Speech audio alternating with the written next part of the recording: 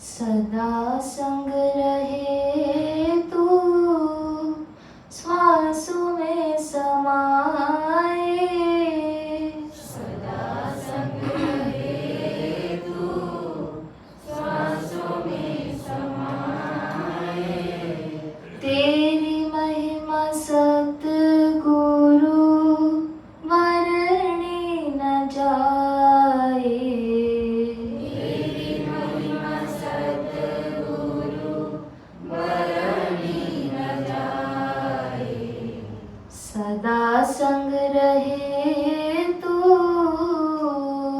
सदा संग रहे तू, अहम को छुड़ा कर, हमको छुड़ा कर, खाली हमें कर दिया। खाली हमें कर दिया। आत्म की निष्ठा से, आत्म की निष्ठा से, अब मुझको भर दिया। अब मुझको भर दिया। इसी में की मस्ती में, मस्ती में, आत्म की निष्ठा से, आत्म की निष्ठा से,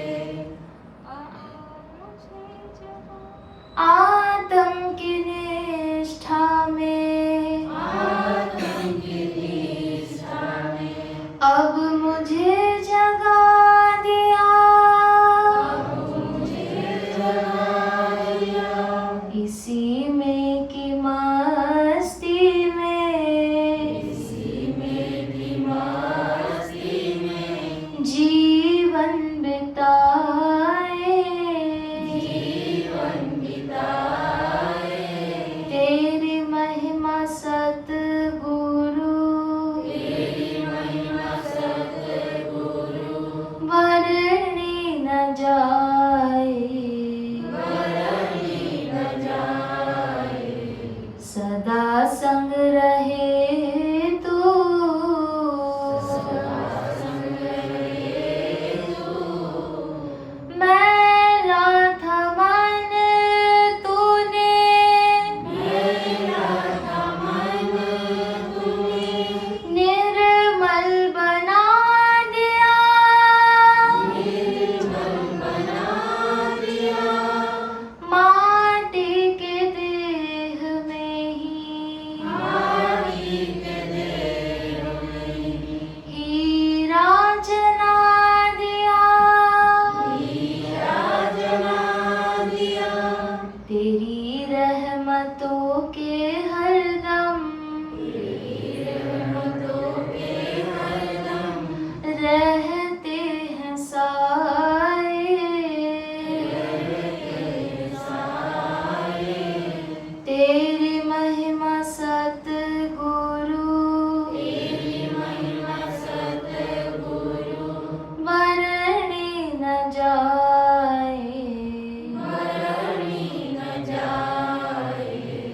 सदा संग रहे तू, सदा संग रहे तू, अंधेरा था जन्मों का, अंधेरा था जन्मों का, पल में मिटा दिया। पल में मिटा दिया। हृदय में ज्ञान का, हृदय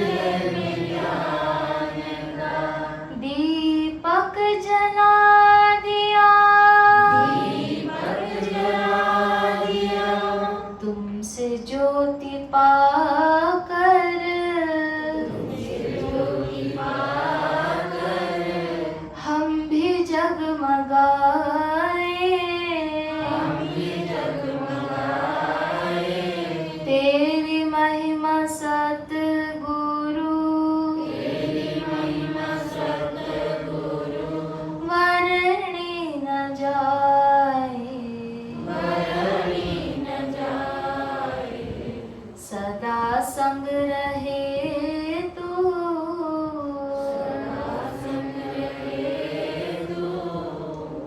दर कई देखे कहीं,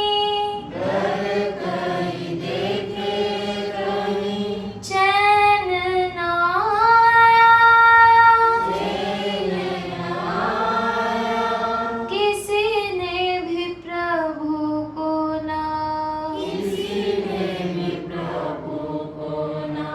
मैं रूप जनाया, निज घर में दिया तूने,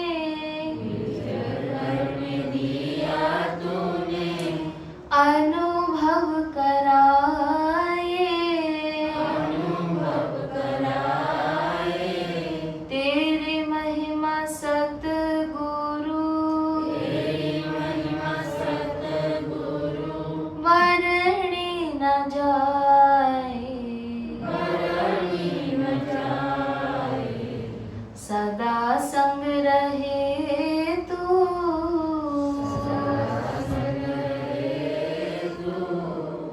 अपने में जाना तो,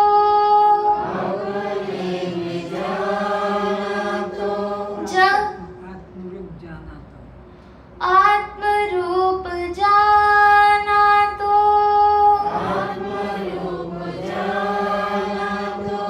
जग में है माना, कोई भी मुझे अब ना, लगता पराया, आत्म रूप में तू, सब में समाए, तेरी महिमा सतगुरु, वर्णी न जाए, सदा संग रहे तू,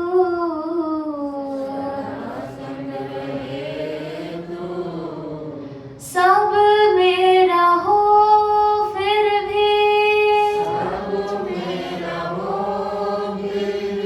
सबसे हो न्यारे, सभी भक्तों को तुम, लगते हो प्यारे, तेरी लीला जान अब,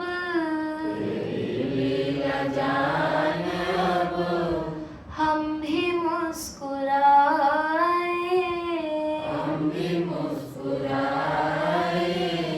तेरी महिमा सतगुरु, वर्णी न जाए, सदा संग रहे तू,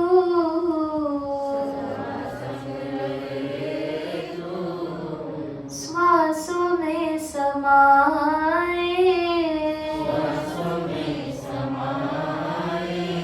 तेरी महिमा सतगुरु,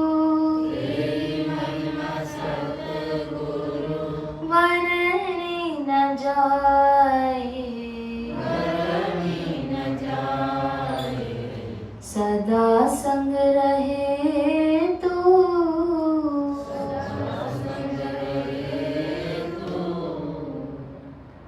बोलो सद्गुरु भगवान की जय।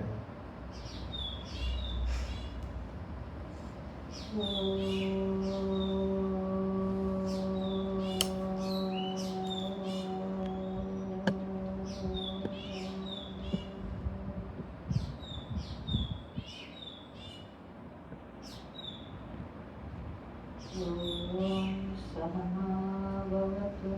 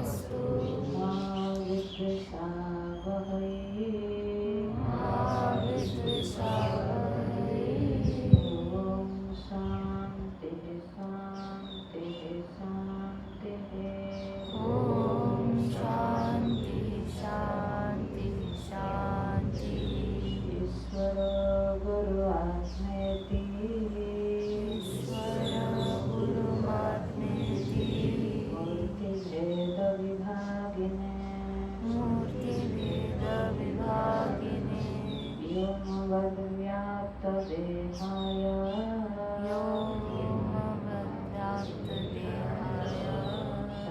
दक्षिणामूर्तये नमः दक्षिणामूर्तये नमः दक्षिणामूर्तये नमः दक्षिणामूर्तये नमः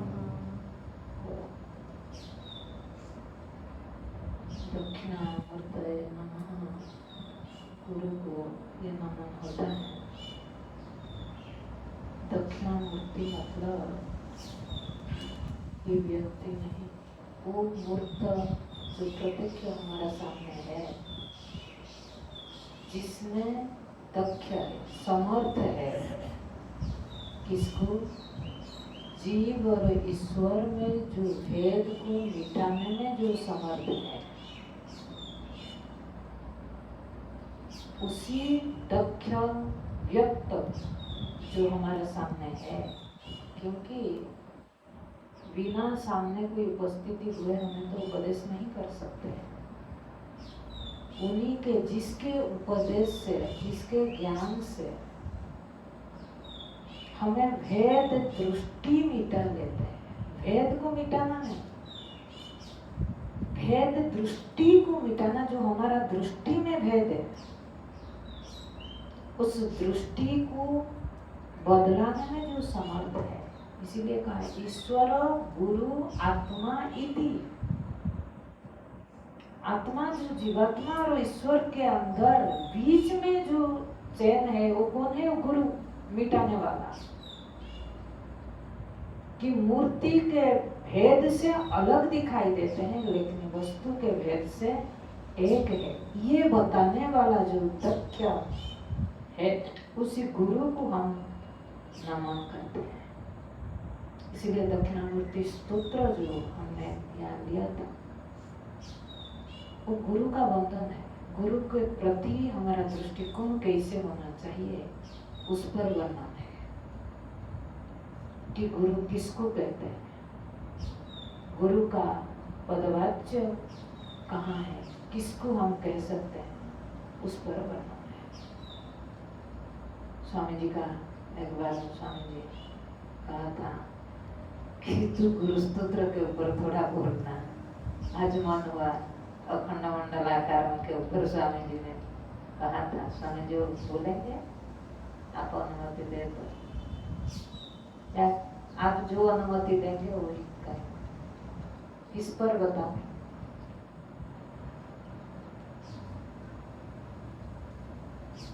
ओम सहना वतु सहना भुनक्तु, इसी की व्याख्या होता है। वो कर चुके हैं स्वामी जी। फिर से सब अच्छा। जाने कि गुरु शिष्य के बीच में कैसा अच्छा गुरु शिष्य के प्रति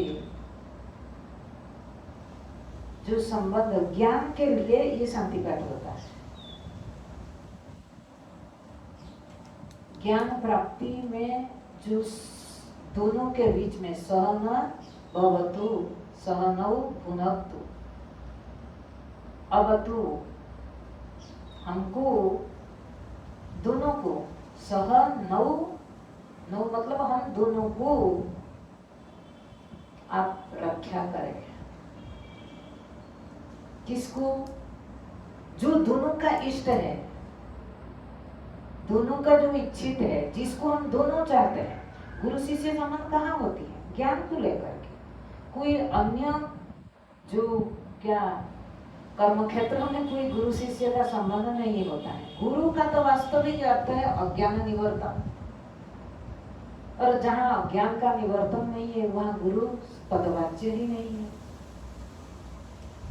तो गुरु शिष्य जब बैठते हैं ज्ञान प्राप्ति में,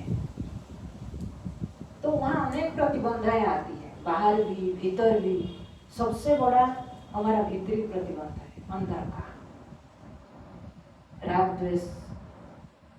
हमारा अंदर का ही संसार के प्रति राग द्वेष भरा रहता है, तो वो प्रतिबंध आकर के खड़ा होता है श्रवण के समय पर। तो इसीलिए जो हमारा संबंध है गुरु शिष्य के साथ, जितना समय है उतना समय कहीं सांसारिक प्रवृत्ति आकर के हमारा दोनों के बीच में असुरक्षित भावना पैदा न करे, कि हमको इतना सुरक्षित रखे कि श्रवण बिल्कुल निरंकुश रूप से मैं ग्रहण कर सकूं। उसी के लिए प्रार्थना होता है, हमारा पालन करे। कैसे पालन करेगा? क्योंकि हमारा चिंता ज्यादातर योग क्षेम का होता है। जब श्रवण के लिए आते हैं चिंता रहता है खान पीने का, रहन सहन का, वो भी निश्चित रहे दोनों, उनका भी चिंता नहीं है पोषण के लिए, मेरा भी पोषण चिंता न हो, कि वो वृत्ति मेरे मन में न आए, योग क्षेम का वृत्ति मन में न आए। श्रवण समय पर उसका रक्षण करो, उसी के लिए पालन। सहना भवतो सहनौ भुनक्तु सह वीर्यम करवावहै। वीर्य मतलब सामर्थ्य। हमें इच्छा तो है, कई बार होता है हमारा बौद्धिक सामर्थ्य की कमी होता है, कई बार शारीरिक सामर्थ्य की कमी होता है जो प्रतिबंध बनता है। तो इसीलिए हमको उतना बौद्धिक सामर्थ्य और शारीरिक सामर्थ्य दो, जिस सामर्थ्य के बल पर मैं इस ब्रह्म विद्या को प्राप्त कर सकूं। दोनों को, उनको प्रदान करने में भी और मुझे धारण करने में भी। सह वीर्यम करवावहै तेजस्विनावधीतमस्तु। हम दोनों को तेजस्वीवान बनाओ। ज्ञान में निष्ठा, तेजस मतलब ज्ञान, वो ज्ञान निष्ठा गुरु हो और वो ज्ञान मेरे अंदर भी प्रकाशित हो जाए। तेजस्विनावधीतमस्तु। उसके बाद श्रद्धा माँ विद्युषा। माँ विद्वेषा भय। हमारा बीच में कभी विद्वेष भाव न आए, ये सबसे बड़ा प्रतिबंध है। ज्ञान प्राप्ति में अगर विद्वेष भाव रहा, द्वेष वृत्ति रहा, दोष दृष्टि रहा, तो फिर ज्ञान कभी हम धारण नहीं कर सकते। आज मैंने जैसे कह रही थी कि गुरु वाक्य मेरे लिए शिरोधार्य जीवन में इतना निष्ठा हो। रामचरितमानस में जब वो लक्ष्मण जी राम जी के साथ गए, सुमित्रा ने उनको क्या कहा था कि स्वप्न में भी दोष दर्शन ना देखे कभी। और ये हम जब किसी के प्रति दोष देखते हैं ना, वो सामने वाला का क्षति नहीं होता है, क्षति मेरे होता है, क्योंकि मुझे ग्रहण करना है वो ज्ञान। इसीलिए अर्जुन को भी जब भगवान ने भगवद गीता में कहा, ज्ञान दिया, अब खुद बताओ, अगर हमारे पास सारे योग्यता है, सबसे योग्यवान कौन थे पांडवों में? युधिष्ठिर। लेकिन भगवान ने दिए क्या? ज्ञान नहीं दिए ना। पता है, अर्जुन के मन में अभिमान था, युधिष्ठिर के मन में अभिमान नहीं था। पंचू पांडव में अगर 5 पांडव से कोई अभिमानी था तो वो था अर्जुन। युद्धा का अभिमान था, लेकिन युधिष्ठिर स्वाभिमानी का प्रतीक थे। इसीलिए पांडव और कौरव में जो भेद हुआ, कारण क्या है? कौरव में राजा कौन? अभिमानी, लेकिन पांडवों में राजा कौन? स्वाभिमानी। अभिमानी इधर भी है, लेकिन राजा नहीं। राजा मतलब चलाने वाला नहीं। फिर भी उसको ज्ञान नहीं मिला। अभिमान होने पर भी वो अपने अभिमान के बल पर नहीं चल रहा था, स्वाभिमान के इशारे पर चल रहा था। ये सबसे फर्क। और ब्रह्म विद्या हमारा, हम सब जीव अज्ञानी होकर के आए हैं, सबके अंदर अभिमान रहता है, लेकिन उस अभिमान को मैं कैसे चला रहा हूं, वो सबसे बड़ी चीज है। अर्जुन के पास अभिमान होने पर भी स्वाभिमान के अधीन चल रहा था। एक दूसरा कोई निर्णय खुद नहीं लेता था, जो निर्णय उपस्थिति होता था वो निर्णय के अनुसार कर्म करता था। और उसके अंदर एक चीज था कि वो कभी कोई चीज छिपा करके नहीं रखता था। उसका जो भगवान के साथ रिश्ता था कि छोटी सी छोटी बात प्रभु को पता था अर्जुन का, और उनके अंदर प्रभु के प्रति कभी दोष दृष्टि नहीं था। एक प्रभु के प्रति बोली नहीं, उसके किसी के प्रति दोष दृष्टि नहीं था। और अर्जुन के अंदर एक योग्यता था कि जीवन भर उन्होंने पूरा समय अपने लिए दिया। मुझे क्या करना है, जो भी युद्ध विद्या भी उन्होंने सिखा तो देखा होगा, किसने आगे बढ़ गया वो कभी नहीं देखा। उसके अंदर मुझे क्या प्राप्त करना है, मुझे क्या काम मिला है और वो काम मैंने शिद्दत से कैसे करना है, पूरा फोकस उनके ऊपर था। भगवान ने ये सारे योग्यता देखा था। नहीं तो आप सोचो ना, धर्म का प्रतीक थे युधिष्ठिर, भगवान ने नहीं उपदेश किए। अगर हमारा पास ये सब हो लेकिन हमारा पास ये दृष्टिकोण न हो तो फिर ज्ञान प्राप्ति नहीं होता है। तो उसी तरह ये जो विद्वेष शब्द आया, हमारा अंदर भी विद्वेष तभी होगा ना जब हमारा दृष्टि अन्य के ऊपर पड़ेगा, जब मेरा ऊपर ही मेरा फोकस है, मेरे को जानना है, मुझे सुधारना है, तो फिर मुझे कभी अन्य के ऊपर दृष्टि नहीं रहेगा, तो फिर विद्वेष भाव नहीं आएगा। वो तो बात। लेकिन यहाँ जो कहा, गुरु शिष्य के अंदर कभी एक दूसरे के प्रति विद्वेष भाव न जगे, क्योंकि हमारा ज्ञान प्राप्ति में प्रतिबंध बन जाएगा। इसीलिए उसी परम सत्ता से प्रार्थना करते हैं। हम दोनों का रास्ता एक ही है, दोनों का लक्ष्य एक ही है। एक पहुंचा हुआ है, एक पहुंचने के लिए तैयार करना है। एक दूसरे के सहारा लेकर के वो कहानी सुनाई थी ना गुरु शिष्य का। जा रहे थे, नदी पार होना था, तूफान आ रहा है। शिष्य ने, गुरु ने कहा बेटा मेरे हाथ पकड़ो, तो शिष्य ने नहीं पकड़ा। शिष्य ने, जब गुरु ने देखा तूफान जोर से आ रहा है, गुरु ने शिष्य का हाथ पकड़ करके लेके गया और नदी पार कर दिया। उसके बाद शिष्य से पूछा कि मैंने कब से तुमको बोल रहा था मेरा हाथ पकड़ो, तुम क्यों नहीं पकड़ा? क्यों? उन्होंने क्या कहा? गुरुजी मेरे से ज्यादा भरोसा विश्वास तुम्हारा ऊपर है, क्योंकि मेरे ऊपर मेरा भरोसा नहीं। अगर मैं आपका हाथ पकड़ू तो मैं छोड़ सकता हूँ, आपका क्षति नहीं होगा, आप तो तर जाओगे, मैं मर जाऊंगा। मुझे, मेरे को बचाने के लिए मैंने आपका हाथ नहीं पकड़ा, क्योंकि मुझे आपके ऊपर विश्वास था। आप जब मेरा हाथ पकड़ोगे आप कभी छोड़ोगे नहीं। इसीलिए मैं बार बार ये बात कहती हूँ कि हमारा अंदर ये योग्यता हो, गुरु कब पकड़ेगा कि हम ऐसे योग्य बन जाए कि गुरु, हम गुरु को न छोड़े चलेगा, हम छोड़ते चलेगा, लेकिन गुरु हमको कभी न छोड़े। यही वास्तविक शिष्यत्व है, यही जरूरत है जीवन में। अगर ये हमारा अंदर है ना, सच में हमारा मेहनत से कुछ नहीं मिलता है। वर्ण इसी को कहते हैं। इतना विश्वास हो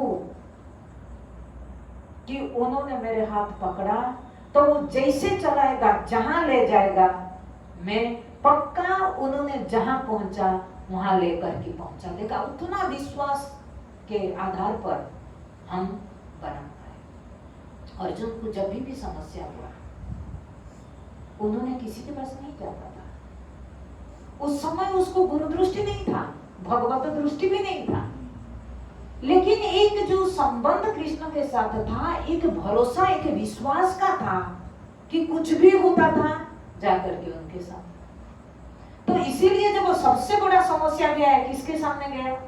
उन्हीं के सामने गया। लेकिन देखो भगवान जब भी समस्या आता था, कह लेता था, हाँ ये हुआ, ये कर लो। हमें भी बुखार आया, गुरुजी बुखार आया, मेडिसिन खा लो। वो थोड़ी बोलेगा कि ब्रह्म विद्या सुनो। लेकिन अर्जुन भी जब पूछा, जब खुद कहा मैं शिष्य, तो तभी उसी समय उन्होंने गुरु बन गए। इसीलिए गुरु बनना नहीं पड़ता है, गुरु कोई किसी को बनना नहीं पड़ता है, शिष्य चुनता है। जब मैं शिष्य भाव मेरे अंदर आ गया ना, तब मेरे को पहचान होता है कि गुरु कौन है और कैसा है। इसीलिए तब फिर हमारा जब संबंध, मैंने बोली ना, दुनिया में अगर एक संबंध, रियल संबंध, तो गुरु शिष्य का संबंध, जिसमें कोई लेन देन नहीं। और ऐसा एक संबंध, मैंने कई बार कहती हूँ, सारे संबंध जितना है वो दिखाते हैं मेरे को देख, है ना। जितना संबंधी आपने बनाए, छोटे से बालक जब पैदा भी होता है, उसको क्या कहते हैं, देख मैं तेरे माँ, मैं तेरे बहन, मैं तेरे भाई, यही पहचान कराते हैं। लेकिन गुरु कभी कहता है क्या, मैं कौन हूं, नहीं तुम कौन। यही फर्क है दूसरे संबंध और गुरु संबंध में। जो खुद को दिखाता है, मेरे को देख के कभी नहीं कहता है, लेकिन दुनिया कहता है मेरे को देख। यही फर्क है। इसलिए गुरु ना ऐसे तत्व है, ऐसे रिश्ता है, और उसको कितना व्यापकता से हम देखे। एक जगह नहीं, उनका गुरु एक दृष्टि है, उनका दृष्टिकोण में मैं देख सकूं। जब उन्होंने मेरे हाथ पकड़ा, अगर हमने विश्वास किया तो जरूर उन्होंने तब तक नहीं छोड़ेगा जब तक हमको पार न कर देगा, अधूरा नहीं छोड़ेगा, उसी तक हमको पहुंचना है। इसीलिए मैंने कई बार कहती रहती हूँ कि मेरा दृष्टि उनके ऊपर पड़े, वो तो सबका दृष्टि पड़ता है, लेकिन उनका दृष्टि मेरे ऊपर पड़ जाए, बस उसी दिन जीवन सार्थक हो जाता है। वो देखे मेरे ऊपर उनका नजर पड़े, बस। तोटकाचार्य कौन थे? एक बिल्कुल कुछ नहीं था योग्यता। हम सोचते हैं हमारा बौद्धिक बल पर हम सब पा लेंगे, बिल्कुल नहीं। कुछ नहीं योग्यता था, केवल बस गुरु का दृष्टि उसके ऊपर था। तो हमें भी जीवन में जब ऐसे चीज, ऐसे गुरु मिले और ब्रह्म विद्या के ओर जो ले जाए, हमें ब्रह्म विद्या की खोज में प्रवेश करा दे और वहां तक पहुंचाने में हमारा साथ दे, वही वास्तविक दक्ष गुरु है। इसीलिए वो रिश्ता, वो संबंध हमेशा बनी रहे कि जिसने मुझे संसार से पार कराया, जिसने संसार से फंसाया वो नहीं। पूरा संबंध जितना है, आप देखिए, सब जोड़ देते हैं। ये है कि संबंध वो तोड़वाता है। भगवान कहानी सुनाए थे ना, भगवान जो प्रतिबंध बनता है उसी को मैं तोड़ा देता। भागवत में भी भगवान ने गोपियों को यही कहा था कि मैं जिससे प्यार करता हूं, कि मेरे और उनके बीच में मैं तीसरा को आने नहीं देता। गुरु यही होता, वो संसार को बीच में आने नहीं देता है। क्यों? दोनों के बीच में वो एकत्व की दर्शन करा देता है। लेकिन जितना भी संबंध है वो सब प्रतिबंध बनकर के खड़े होते हैं, उसी से हमको आगे बढ़ना है। इसीलिए ये शांति पाठ हम करते हैं कि हमारा बीच में कुछ ऐसे न रहे जिसमें आत्मज्ञान प्राप्ति में प्रतिबंध बन जाए। हमारा उद्देश्य क्या है, किस उद्देश्य को लेकर के आए? गुरु जैसे नाव में नावरी होता है, गुरु वैसे ही है। हम कई बार क्या होता है ना, नाव को नहीं छोड़ते हैं और गुरु क्या करता है पता है, आपको वहां पहुंचा करके वो हट जाता है।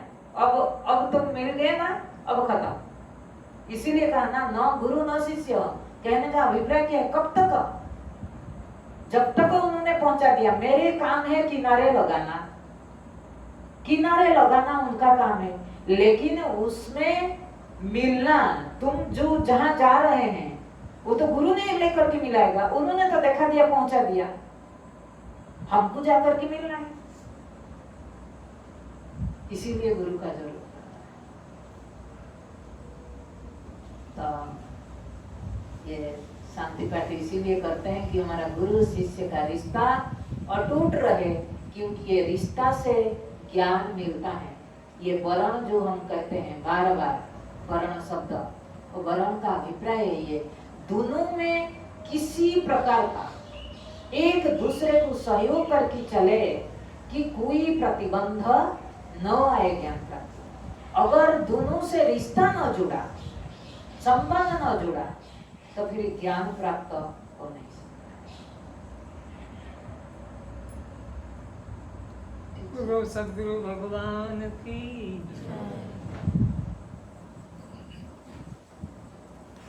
टाइम नहीं हुआ समझे, और कुछ बोलो। आप जो बोलोगे वो ये मंगल।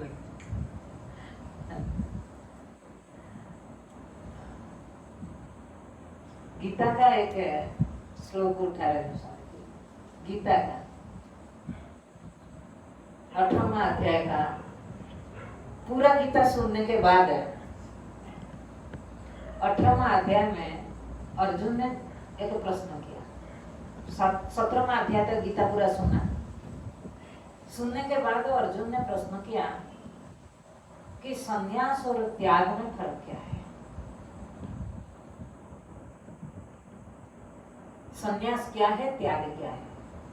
क्योंकि 8वां अध्याय क्या है, मुख्य संन्यास योग, मुक्ति, उसमें पूरा निचोड़ करके 8वां अध्याय में रखा।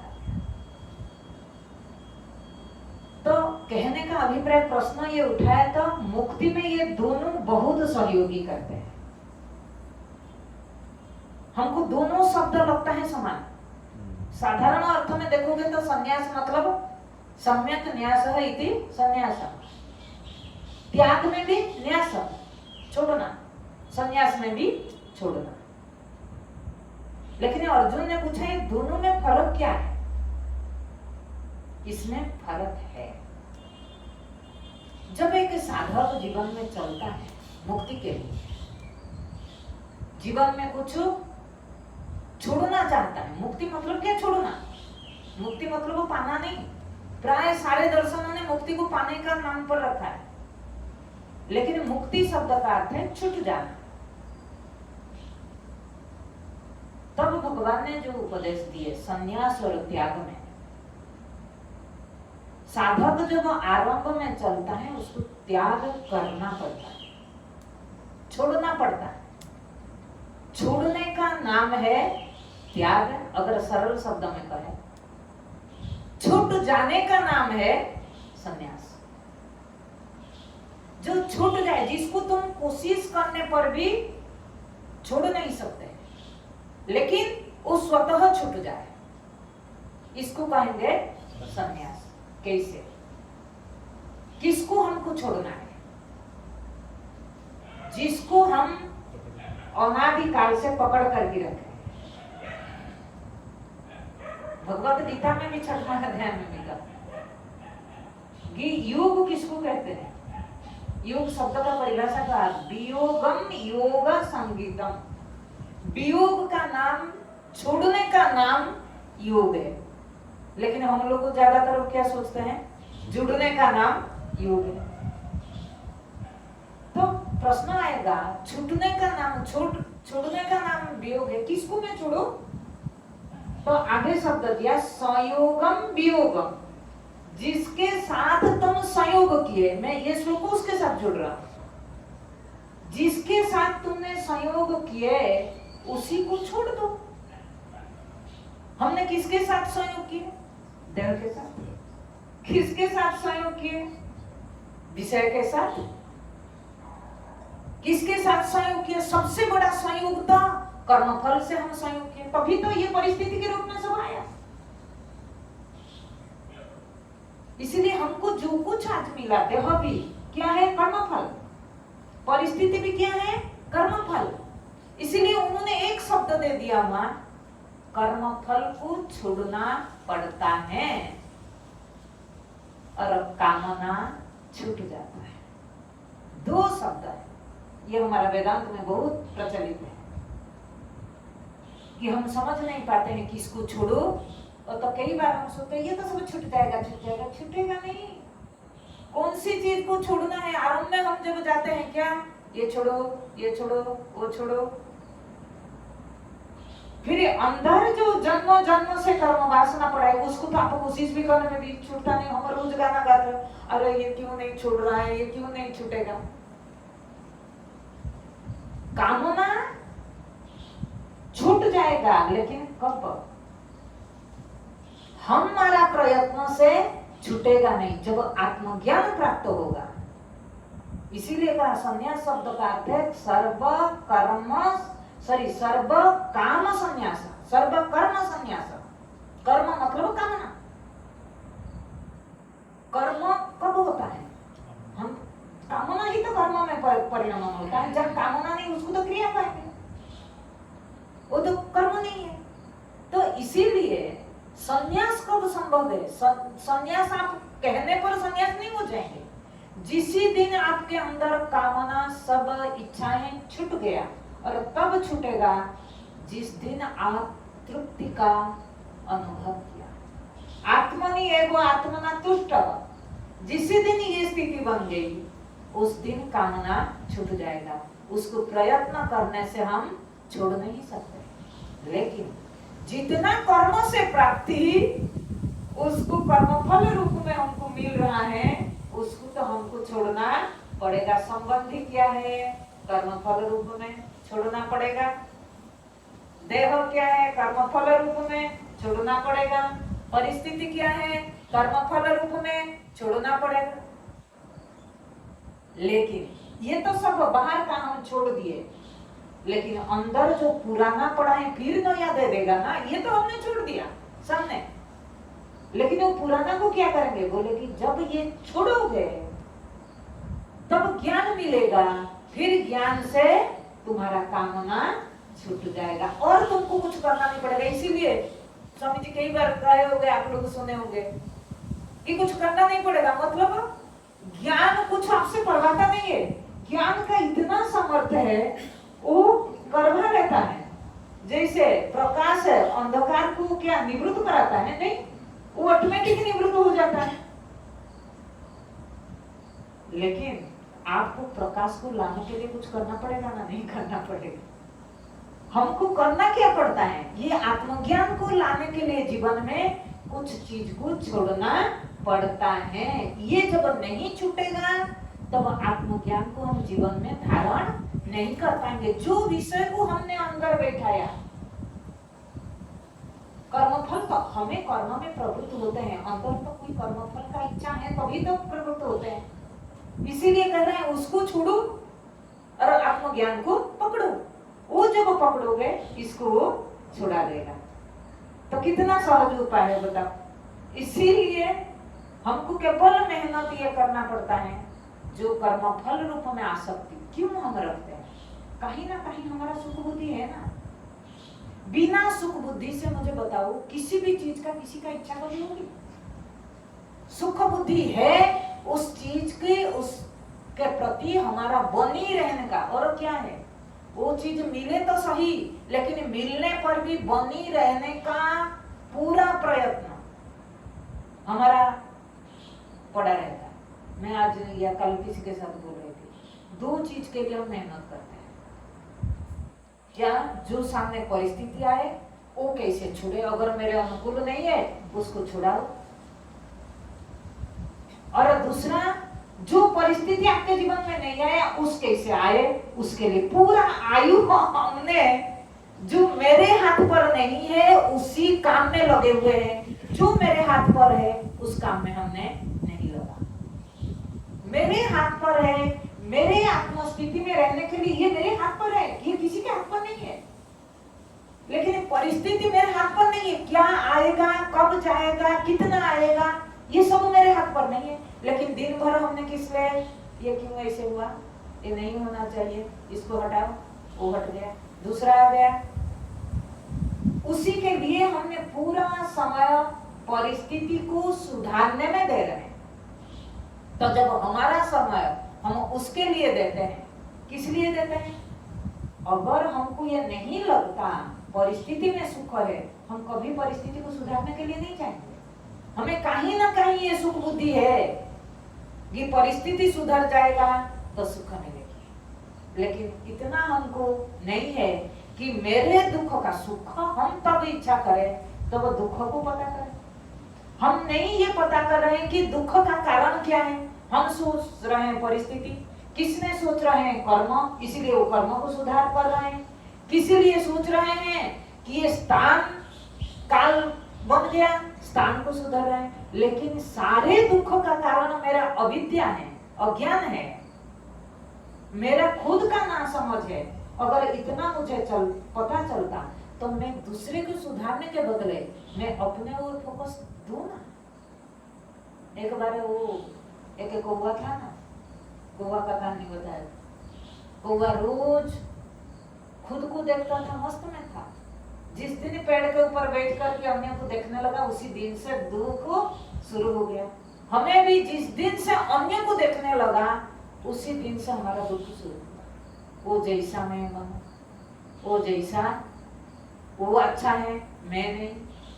तो एक दूसरे के साथ जब वो तुलना करने लग गया, दुख का पहाड़ मेरे ऊपर चढ़। तो इसीलिए ये आत्मज्ञान मतलब क्या? अपने आप को देखना, इसी को कहते हैं आत्मज्ञान। जितना मैं अपने आप को कहां से देखूं, मैं जो है वो देखूंगी, लेकिन मैं जहां हूं वहां से देखना शुरू करूंगी ना। अब मैं कहां बैठा हूं? देवभाव में। यहाँ देखो, मैं यहाँ आत्मा को देख पाता हूँ क्या? मिलता है क्या यहाँ आत्मा? देव में नहीं मिलता। फिर आगे धीरे धीरे आगे जैसे जैसे बढ़ते जाऊं, चलो जैसे धुंध में चलते हैं ना, जैसे जैसे चलते हैं धुंध हट जाता है। हमें भी यहाँ से जब चलना शुरू कर देंगे, धीरे धीरे ये धुंध हट जाएगा, फिर हमारा आत्मदर्शन हो जाएगा। तो ये जो चलने का उपाय, बाहर से अंदर की ओर ले जाने का, अगर कोई हमको चला सकता है वो है गुरु। लेकिन दुनिया आपको क्या करता है? अंदर से बाहर की ओर ले सकता है। इसीलिए हमारा जीवन में गुरु कितना अनिवार्य है। ब्रह्म विद्या के लिए, जीवन विद्या के लिए हम लोग सोचते हैं, लोग प्राय तरफ जैसे ये एडिशनल रखते हैं, हाँ? इसको ये कंपलसरी लोग नहीं मानते हैं, ये एडिशनल कोर्स है, बाद में देखें। लेकिन ये जीवन का कंपलसरी है और सब एडिशनल है। हम उल्टा चल रहे हैं। वो राजा जैसे मंत्री को भेजा था गांव में जाकर के कर आदाय करने के लिए, वो पहले एडिशनल कोर्स कर लिया, मुख्य काम को छोड़ दिया, राजा बुला लिया। हमारा हालत वही हो रहा है। हमें भी एडिशनल कोर्स में ज्यादा समय दे रहे हैं और कंपलसरी जो हमको करना है उसके लिए हमने समय गवा रहे हैं। इसलिए जितना समय हमारे पास है, हम कितना इस आत्मज्ञान के लिए दे। समस्या तो सबके जीवन में आएगा, कुछ ना कुछ समस्या आएगा। उस समस्या को नहीं, एक नदी के किनारे एक साधु बैठा था, एक व्यक्ति गया, पूरा सुबह से देख रहा हूँ साधु बाबा आप ये नदी के किनारे बैठे हैं, क्या कर रहे हैं यहाँ? बोले कि मैं देख रहा हूँ ये तरंग का लहर कब बंद होगा, मैं नदी पार होकर के जाऊंगा। तो उन्होंने हंसने लगा, बोला तरंग बंद होगा? हाँ तो साधु बाबा आपको इतना ज्ञान नहीं है? बोला कि यही तो मैं दुनिया को समझा समझा करके थक गया कि दुनिया भी कह रही है ये परिस्थिति हट जाए हम चलेंगे, ये परिस्थिति हट जाए हम चलेंगे, परिस्थिति कभी खत्म नहीं होता है, आत्मस्थिति की ओर कभी कोई बढ़ता नहीं है। हमारा स्थिति वही होता है समाज। इसीलिए हमको अगर मिला है, हम उसको संभाल करके कैसे जीवन में रखे। सबसे बड़ी चीज है, मिलता तो है बहुत लोगों को। भगवान ने भगवद गीता में क्या कहा, मनुष्याणां सहस्रेषु कश्चित् यतति सिद्धः। यत्न करते हैं, यत्न करने वाला बहुत है, लेकिन वो यत्न तो हम करते हैं, मिल भी जाता है, लेकिन उसको संभाल करके जीवन में रखना, वो हमारा कमी होता है। वो कमी का कारण हम जन्मों जन्मों से जो अभ्यस्त है, व्यवहारिक अभ्यस्त है, उस व्यवहार को ज्यादा इससे महत्व देते हैं। और जिस चीज का हम जितना महत्व देते हैं वो हमारा नजदीक उतना रहता है, और उसको हमको याद उतना रहता है। आप मुझे बताओ, दूसरे के बेटा को याद करना पड़ता है, अपने बेटा को याद करना पड़ता है? अपने बेटा तो याद है ना। तो उसी तरह मैं अपने आप को याद क्यों करूं, मुझे बताओ। दूसरे को याद करना हमको नहीं पड़ रहा है, हम उल्टा चल रहे हैं ना। जो अन्य है उसको हमको याद करना नहीं पड़ता है, जो मैं हूं मुझे याद करना पड़ रहा है। मैं ब्रह्म हूं, मैं सच्चिदानंद हूं, मुझे क्यों याद करना पड़ेगा? समझ रहे हैं ना कि हम ये बैठ करके विचार करें, भाई जो मैं जीव नहीं हूं इसको याद करना नहीं पड़ रहा है, करता नहीं हूं, वो ऑटोमेटिकली आ जा रहा है। कैसे आ रहा है? ये अभ्यस्त है। इसीलिए मुझे इसे अभ्यस्त करना है कि मुझे याद करना न पड़े मैं ब्रह्म हूं, तब तक अभ्यास चाहिए। इसीलिए ये जो व्यवस्था दिया, श्रवण मनन निधिध्यासन, क्यों दिया है? कि हमें जो अपने आप को जो नहीं है उसी को हमको याद करना नहीं पड़ रहा है। भाई जो मैं हूं उसको क्यों मैं याद करूं, अपने आप से पूछना है। तो कहीं ना कहीं काल जैसे स्वामी जी जो प्रश्न उठाए कि मैं ब्रह्म क्यों हूं, यही प्रश्न ही हमको ये जवाब दे देता। अगर ये प्रश्न हमारा अंदर हम करते हैं कि मैं ब्रह्म हूं, ठीक है, लेकिन मेरे को ब्रह्मता का धारण क्यों नहीं हो पा रहा है? सुन रहा हूं, फिर जब व्यवहार में जाता हूं, व्यवहार में फंस जाता हूं। तो उसको धारणा करने के लिए कहीं ना कहीं मेरा कौन सी कमी है जिसके कारण ब्रह्मता की धारणा सहज रूप में बिना याद करे नहीं हो पा रहा है। उसके लिए उन्होंने जो बताया कि आपने ब्रह्म तो सुना, लेकिन उसको आपने जीवन में ब्रह्मता की लक्षण के माध्यम से नहीं जाना, तभी आपके जीवन में इसका धारणा नहीं हो पाता है। अगर सच्चिदानंद कहा गया तो मैं क्यों सच्चिदानंद हूं, क्यों मेरे को सत कहा गया? भगवत गीता में भी सत का परिभाषा किया गया, तू कैटेगरी में पूरा दुनिया को बना दो। अहम इदम सत असत जड़ चेतन, इसी रूप में हमने बना दिया। तो सत उसी को कहा जिसका अभाव कभी नहीं होता है। अगर सच्चिदानंद कह रहे हैं मेरा लक्षण है, ब्रह्म का लक्षण है और मैं ब्रह्म हूं, तो मेरा इसका मतलब कभी अभाव नहीं होना चाहिए। जिसका कभी अभाव नहीं वही ब्रह्म, और मेरा कभी अभाव नहीं इसलिए मैं ब्रह्म। ये जब बुद्धि को सिद्ध करके हम दे देंगे ना, ये सहज रूप में हमारा अंदर रह जाएगा। हमको फिर इसको याद करना नहीं पड़ेगा। हमको याद करना पड़ रहा है क्योंकि हम इसी तरफ से उसको दिया नहीं। चेतन मतलब क्यों? चेतन मतलब चेतन उसको कहते हैं जिसका कभी विकार नहीं होता। और विकार किसका नहीं होता है? ब्रह्म। तभी तो चैतन्य सत्ता ब्रह्म को चेतन कहा गया, मतलब ब्रह्म का कभी विकार नहीं होता है। तो विकार कहाँ नहीं होता है? ढूंढो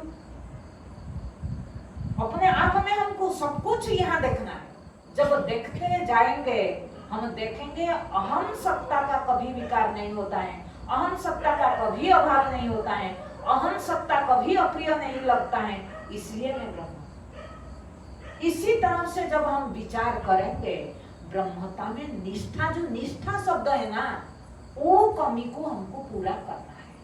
हम सुनते हैं, याद करते हैं, लेकिन भूल जाते हैं। और याद है, एक चीज भी याद रखना, याद उसी का किया जाता है जो असत है, जो नित्य निरंतर बनी नहीं रहता है।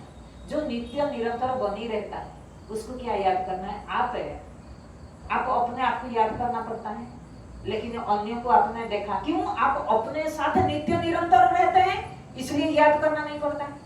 अन्यों को याद करना पड़ता है ना, नहीं? क्यों? कुछ समय देखा, कुछ समय के बाद वो गायब हो गया, फिर और ब्रह्म को हम ऐसे करेंगे क्या? तो फिर तो ब्रह्म स्मृति रूप हो जाएगा, ज्ञान कैसे होगा? स्मृति का, स्मृति उसको कहते हैं जो कभी दिखता है कभी नहीं। ब्रह्म कभी स्मृति रूप नहीं है, ज्ञान स्वरूप है।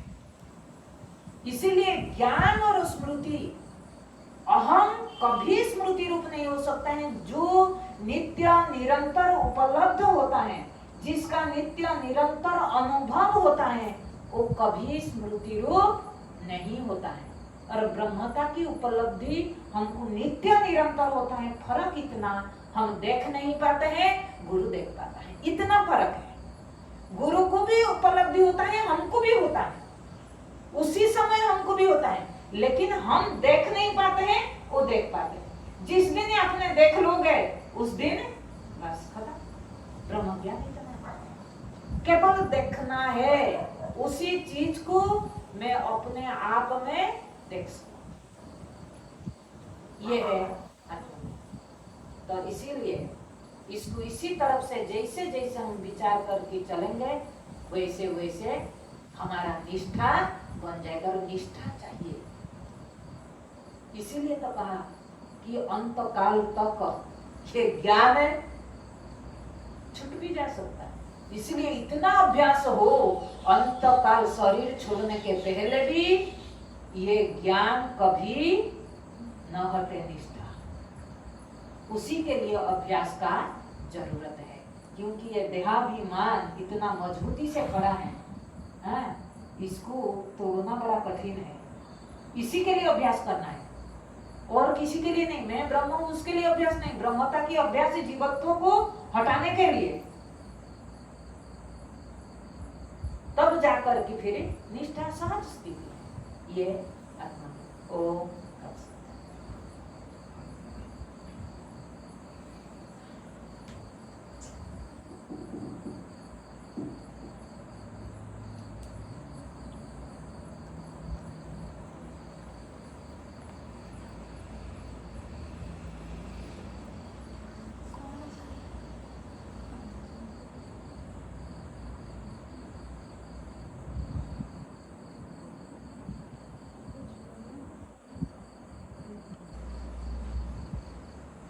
अगर धारण नहीं किया तो ये जीवन ऐसे ही व्यर्थ चला जाएगा।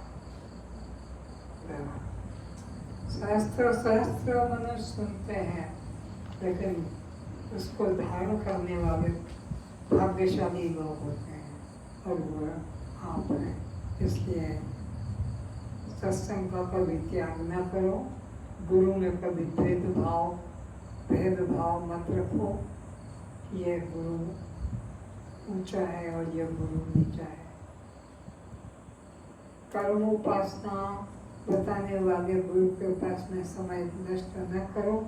जो आत्मज्ञान की बात करते हैं, आत्मज्ञान के अतिरिक्त तुम्हें किसी अन्य तरफ नहीं ले जाते हैं, वे ही सच्चे गुरु हैं। उन्हीं की शरण धारण करो, तभी कल्याण होगा। आज बस इतना ही। प्रसाद लेंगे नीचे जाके।